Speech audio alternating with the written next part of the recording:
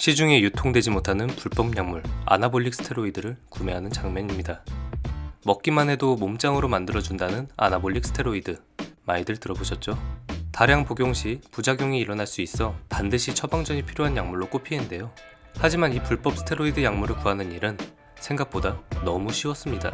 SNS 검색을 통해 찾아낸 판매업자에게 카톡을 하나 보내니 30분도 채 안 돼 답장이 와 추천 제품부터 복용법까지 상세히 알려주었습니다. 파는 것은 불법이지만 사는 사람은 전혀 문제가 없으니 걱정 말라며 구매를 부추기기까지 하는 상황. 언제부터 이렇게 무분별하게 유통되기 시작한 걸까요? 아나볼릭 스테로이드는 운동량이 적어도 복용만 하면 뛰어난 근육 증가량을 보인다는 효과 때문에 마법의 약으로 알려졌는데요. 문제는 지금까지 보디빌딩 선수나 헬스클럽 트레이너 등에게만 암암리에 유통되던 불법 약물이 최근에는 일반인들에게까지 무분별하게 유통되고 있다는 점입니다. 실제 검찰에 따르면 올해 약 9억 원 규모의 불법 스테로이드 약물이 불특정 일반인 다수에게 판매됐다고 합니다.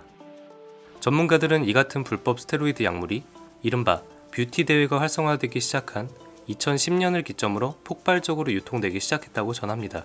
이 모습을 보며 일반인들 사이에서도 완벽한 몸매에 대한 수요가 급증하게 됐고 극소수 보디빌더들의 전유물이었던 약물요법도 유행처럼 번지기 시작했습니다.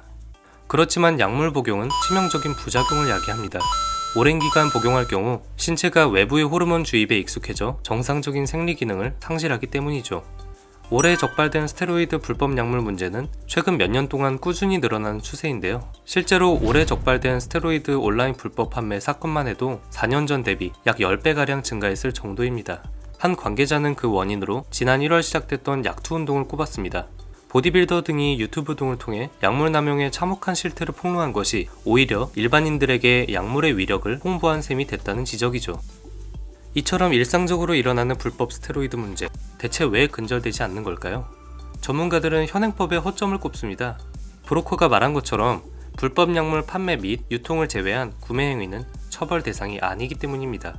판매업자들 역시 적발될 경우 벌금 등 가벼운 처벌에 그치고 처벌되지 않을 경우 수입이 수천만 원에서 억대까지 늘어난다고 하는데요. 이 때문에 일반인들을 상대로 한 브로커 직업 전향도 늘어나는 추세라고 합니다. 실제 불법 약물 추방 운동을 진행 중인 한 트레이너는 우리나라의 경우 판매 단속과 처벌이 부족한 편이라며 제도적 개선이 필요하다고 강조합니다. 사회적 문제와 부작용을 초래할 수 있는 스테로이드 문제를 해결하기 위해 좀 더 강력한 처벌 규정이 마련돼야 할 때 아닐까요?